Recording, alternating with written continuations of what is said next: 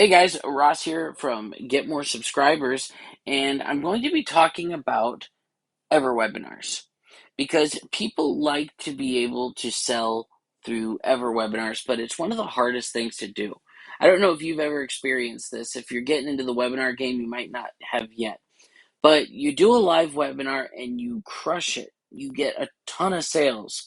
And I remember I did this. It took me several webinar attempts to be able to get one like this. And I finally got one. We closed out over $40,000 in that webinar. I'm like Bugs Bunny on the moon.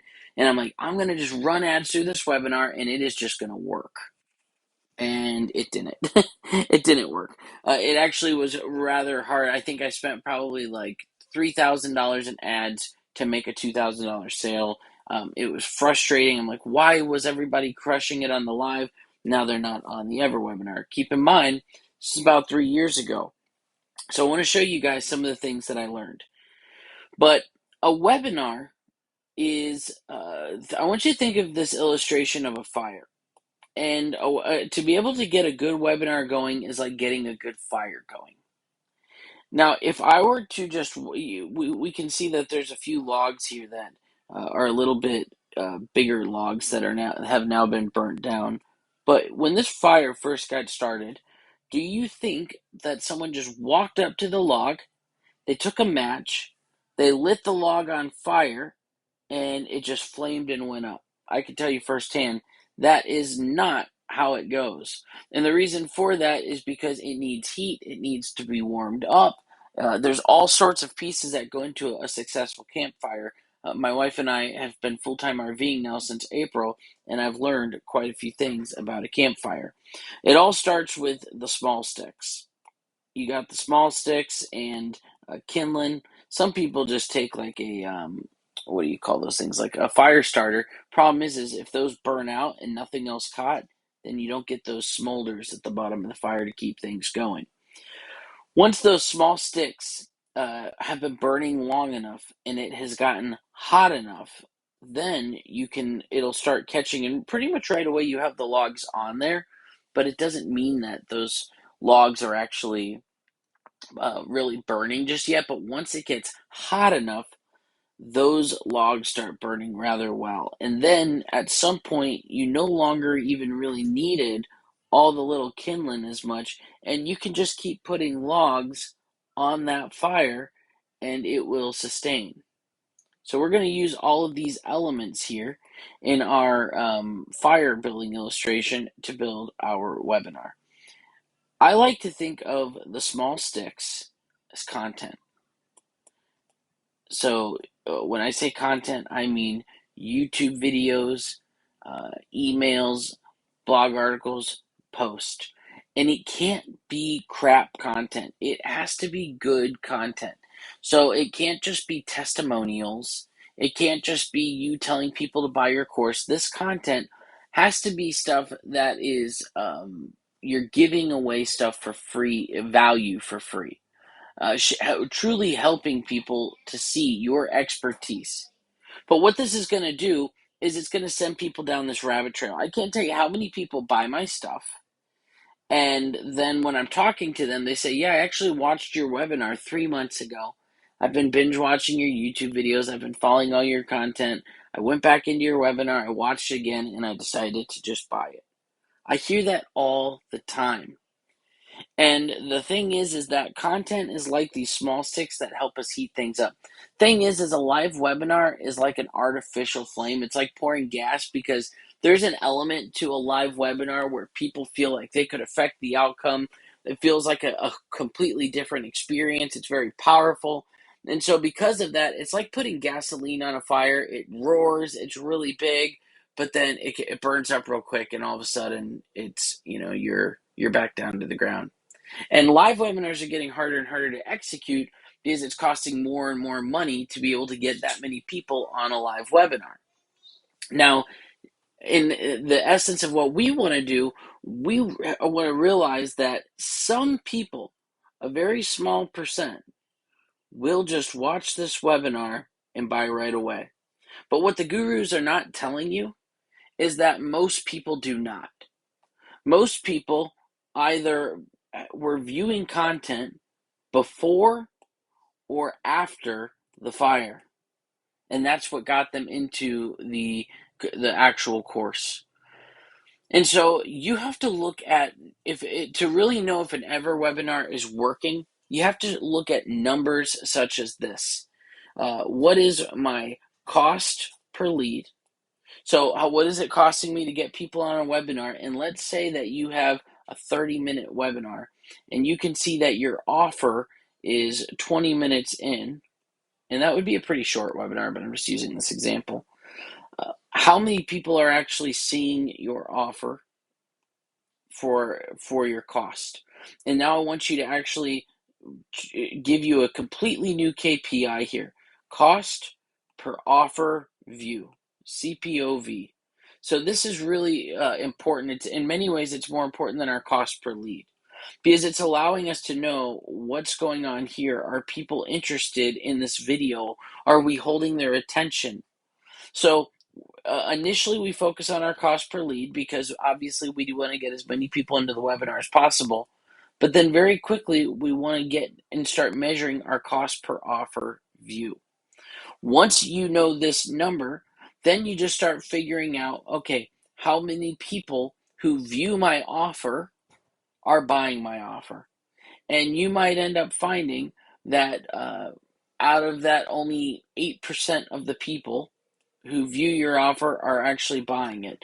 You might find that only 2% or even 1% of your actual leads are even converting into an offer. And that would be actually a very, very average number if that was the case. I think Sam Ovens is like 2 or 3%. So the reason why you want to measure these KPI metrics is because you got to figure out, is this webinar working or not?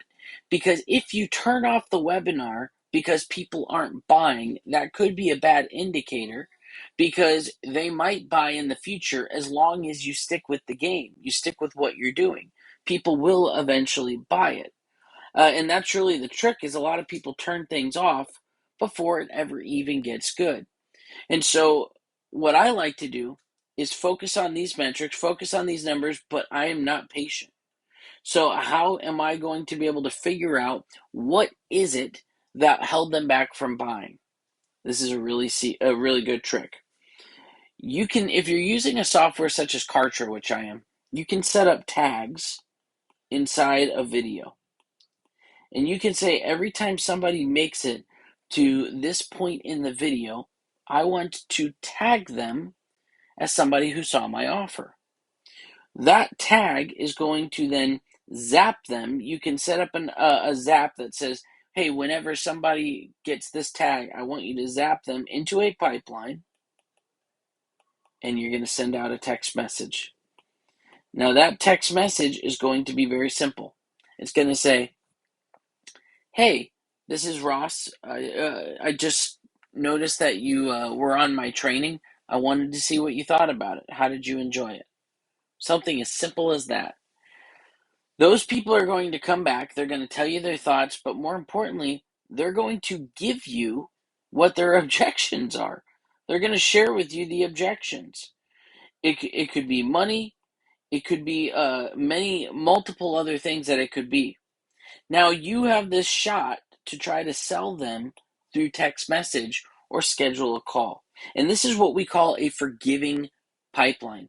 Your perfect webinar does not need to be perfect. And I want you to think of it in this image. Let's say that we've got a funnel, and once this person has gone through our landing page and they've viewed the webinar, we now are sending them into an actual pipeline. You can set that up in like Go High Level, and you're going to actually set them up in a pipeline. They're going to get that text message, and you're going to start communicating with these people. What you're getting is warmed up leads. They're in your ecosystem. You can now stay in front of them. And what'll happen is when you start talking to these people and they start telling you, yeah, I really, really want this, but I'm probably not going to be able to do it till this certain time. It allows you to know, hey, that webinar that I've got, this thing is working. This is not a bad webinar. It is working. It's just the sales cycle has not completed yet.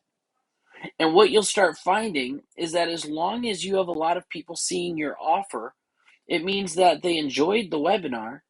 And now all you have to do is make sure you're trying to communicate with them, continue to follow up. You and I know the gold is in the follow up, and you will start closing more deals in your webinar from it.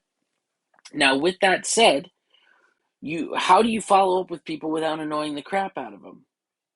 You throw in more small sticks or more logs on the fire.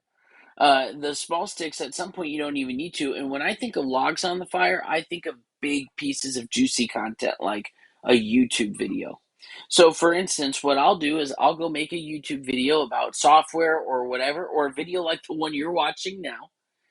I will post this to my YouTube channel, and then I will email blast it to everyone, and I will put it in my Facebook group, and then they watch this, they get excited, they're amped up about it, and they think, well, dang, you know what? I forgot that guy Ross really has some really good stuff, or, oh yeah, I still really want to get his program. You know what? It's the end of the year. Maybe I want to try to use this as a tax write-off. There's all these thoughts that people might have. I might want to join his program, and then they should go forward and they do that. By the way, if you want to, there will be a link in the description. But anyways, my point behind this is you keep throwing logs on the fire. Too many people think I'm going to hire, and this is a new actual prerequisite that we have before we'll even let someone hire us. Say, hey Ross, will you build our webinar? Yes, but I have a few questions for you first. Are you planning on making any content like YouTube videos, etc.? No, I don't really feel like doing that. I just want to have a webinar and sell through the webinar. Okay, sorry, we're not the right fit for you then. Because I know that in order for you to really get good conversions and to have a successful business, you have to have all of it. It has to be this holistic thing. If the only thing people can really find from you is in a single webinar, it's going to be much harder to sell. Are there outliers? Yes. Jason Fladlin, Russ Ruffino. There are outliers out there who have been able to do it. Am I one of them? No. So I'm not going to teach you how to do it. Are the majority of people one of them? No. So the majority of people need to do what I'm doing, which is make content and have a forgiving pipeline. If you do those things, you don't have to have the perfect webinar. You don't have to do your webinar 100 times to be able to make it ever webinar. You don't have to do any of that.